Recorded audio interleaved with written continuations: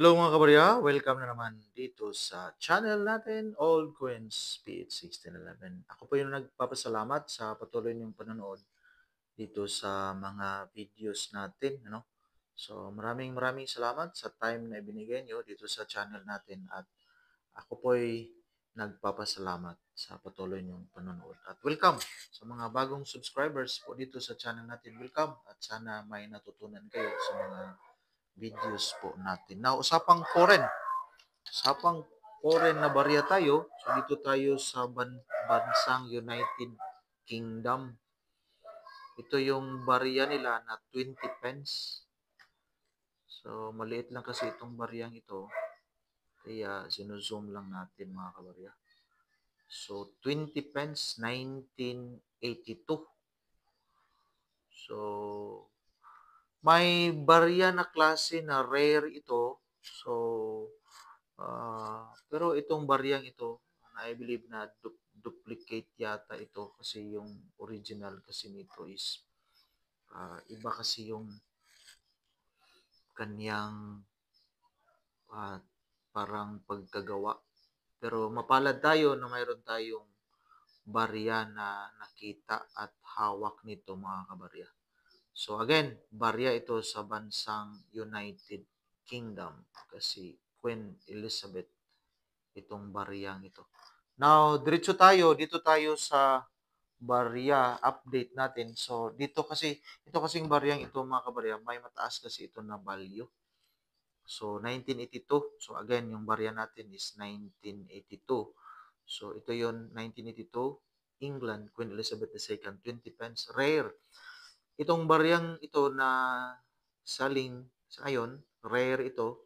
So, kung titingnan natin sa kaniyang pagkagawa compare dito sa value sa barya natin ito. So, talagang rare yung barya niya. So, yung sa atin malinis na malinis. Pero, ito yung barya na may mataas na value base sa seller natin. So, tingnan natin, mataas talaga, mapalula tayo dito, 142,000 pesos, 707 pesos and 50 centavo mga kabarya. So, napakataas, nasa 2,500 US dollar. So, balikan natin tingnan itong bariyang ito. So, see, compare natin sa barya natin. 1982.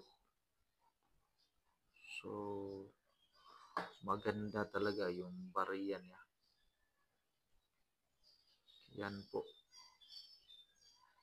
So, 1982, 142,707. Try nyo tingnan, baka may ganito kayong klaseng barya. So, ito rin, meron din dito. So, ito kagaya sa barya na hawak natin. So, I believe ito yung kapareho base sa tingin natin. So, now, meron ditong selling value 3 months ago, 70 pesos mga kabarya. So, iwan ko lang kung may iba pa ba. Pero try natin tinan. May nakita kasi ako kanina. Ito rin. So, ito yung kapareho. So, walang pagkakaiba dito sa barya na hawak natin. 15 US dollar. Pero iba yung original kanina. So, nasa 15 US dollar mga kabarya. Wow!